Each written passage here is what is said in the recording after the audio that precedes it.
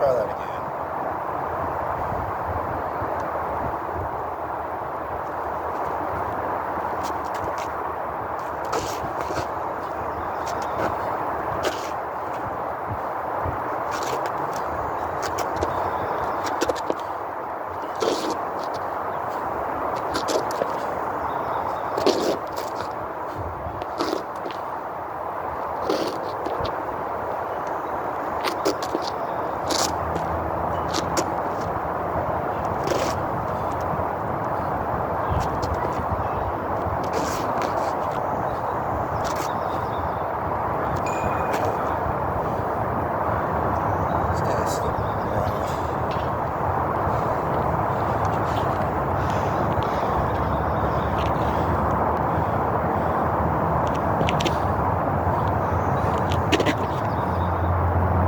Bend the back leg, pull yourself back.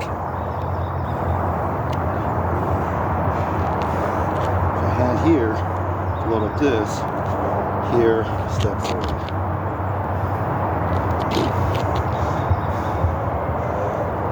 Here, 3 punches, 1, 2, 3, kiai, uchi, like this. Block, step punch,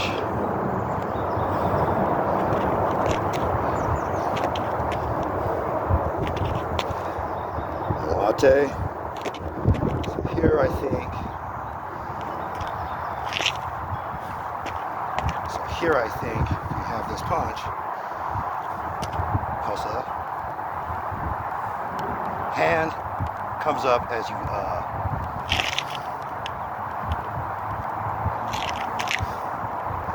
one,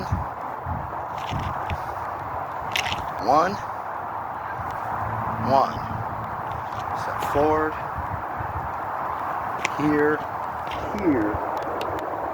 this, 3 punches, 1, 2, 1, step, dash perfect. So let's see where was that.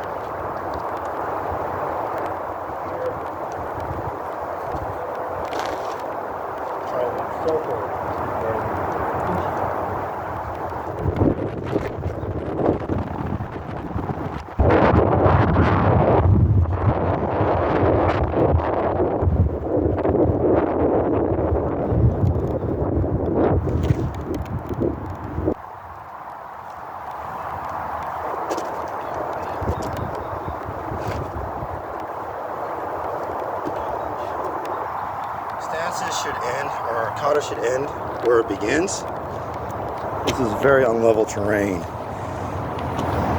Some transitions are hard because the pebbled surface acts like skateboard grip tape. It's too much traction. And these are brand new shoes I bought just to practice and work out. Bought these last week. They're cheap $60 shoes. I don't want to use my Nikes or Jordans. They get messed up. You can't get creases in them.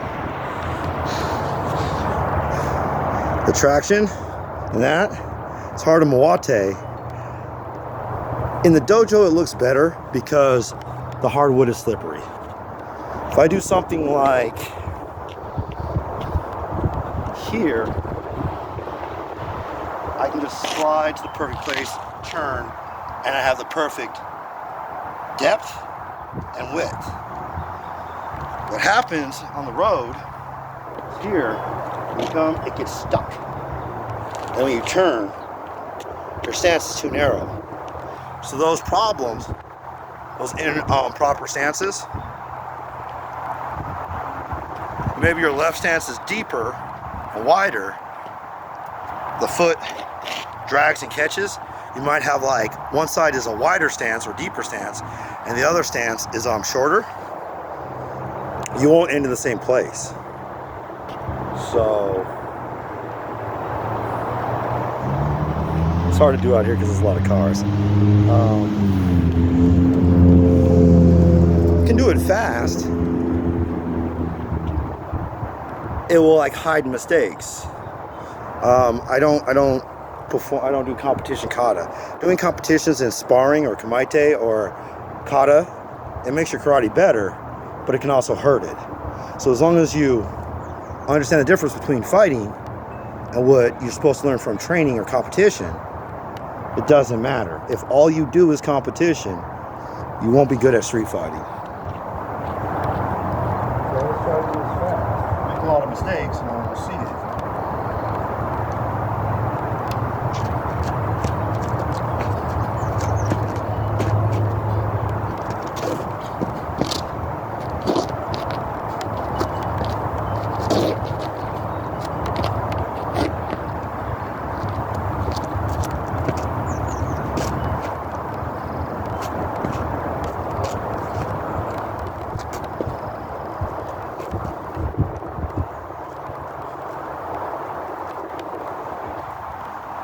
You want to go slow and get your stances perfect and get your movements perfect. You want to learn kata step by step. You want to add speed and power later. In the dojo, my kata looks way better. I haven't done this like in 10 years. Training really low stances. This is too deep for me to fight in. But that makes it easy to do more upright. So when we're fighting, he's gonna punch me or kick me or stab me or shoot me. I started like training more upright. And I got really stiff and tense. I'm just getting back into kata now. It's hard for me to do those low stances. Every kata is maybe about 50 steps. For grading, you have to show maybe 3 interpretations. There's what kata originally meant by the guy who created it. That's some secret he's not gonna share. That's like for his family, from father to son. You're encouraged to find your own interpretations. They can be vastly different than what the original was. Karate doesn't change you into something else. It's karate molds to who you are. Here's your personality. That's what your karate is gonna look like. It's not, here's the style of karate. You become this style. That's backwards. So, everybody does kata differently, everybody fights differently, even in the same style, even in the same dojo of the same style. You have people who are like skinny and fast, they're more speedy. You have people who are bigger, who are more technical, they have more intricate movements. You have people who are much larger and much heavier, they're very powerful, very, very strong stances.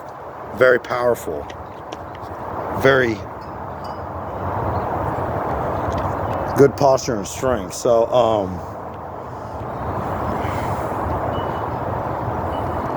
that's the first 5.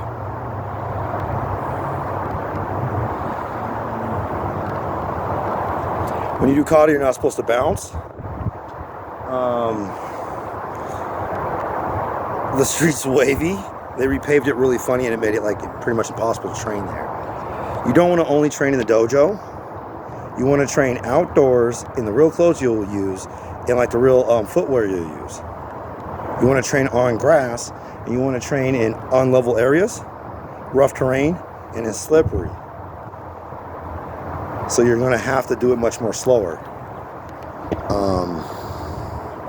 If I went to Wright Park, they do seminars there, karate and aikido. The grass is very short, the land is very flat. It's very easy to do kata there. And they do it barefoot. I'm in my shoes because I have to know how to kick with shoes where I might have to use the point of the shoe instead of the ball of the foot.